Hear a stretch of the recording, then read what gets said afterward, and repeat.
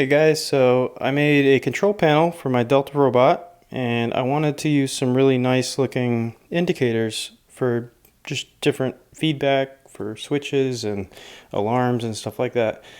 So I bought these nice indicators, but the problem is they only came in one color at a time. I wanted to be able to change the color and intensity, and so I decided to go with NeoPixels. So if you're familiar with NeoPixels, Adafruit made them popular. They don't make the chip. You can buy the chip from your local distributor, but they usually come in strips, rings, different segments, but I like to use the single LEDs. And the best part about these is that you can daisy chain them and only take up one pin on the microcontroller. So everything can be controlled via software. So you can decide what intensity you want, what color you want, any combination of red, green, and blue. And so I'll probably end up making other indicators on the machine that still only are taken up by the one digital pin. So like you saw in the video, I gutted the original case and I took these 3mm pitch screw terminals. They only come in twos, so I had to snip the fourth off, and then the pitch is also 3mm, whereas the pitch on these boards is 2.54mm.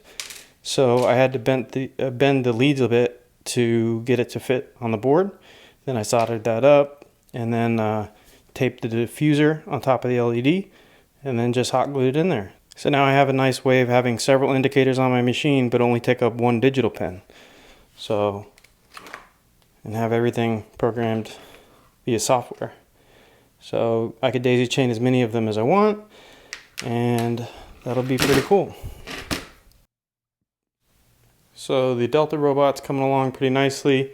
I've added a key switch, so you can only use it if you have the key. So I don't want people turning it on if I have it at some kind of show. And then I added an emergency stop button, which that'll come in handy.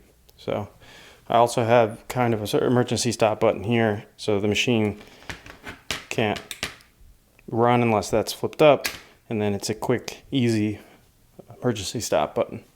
So it's nice to have more than one emergency stop button, just in case something goes wrong.